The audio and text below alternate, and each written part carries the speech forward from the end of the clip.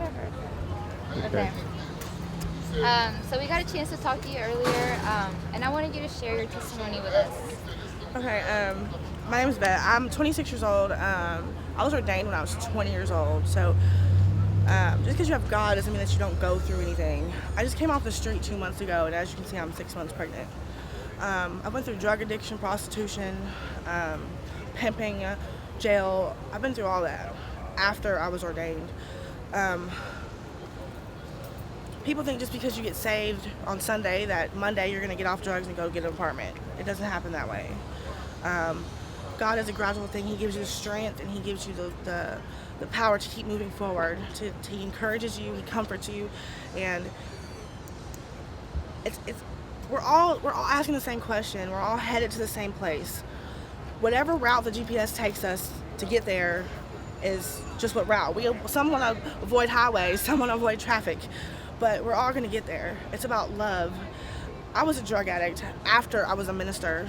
Sometimes God has to take an angel and turn her into a drug addict to reach people. He puts lights in dark places. So just because a drug addict is a drug addict doesn't mean that they're not an angel, doesn't mean that God doesn't love you. He loved me in spite of all of it. And it's crazy.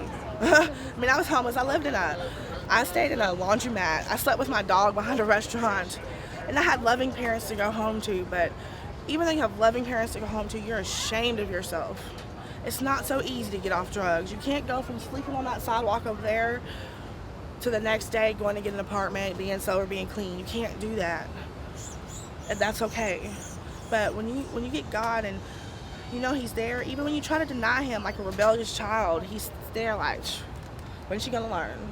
But He's always there, always. And He's always been there for me. Even when I denied Him and said I don't believe in God, every time He had a chance, He showed His head. Every time He had a chance, He picked me up. When I jumped out of a car in front of an 18-wheeler on a bridge going 60 miles an hour, I did not die. I didn't go to the hospital. I'm alive. I tried to kill myself 4 times, and I'm here. So obviously there's a reason. So I wasn't supposed to be able to get pregnant.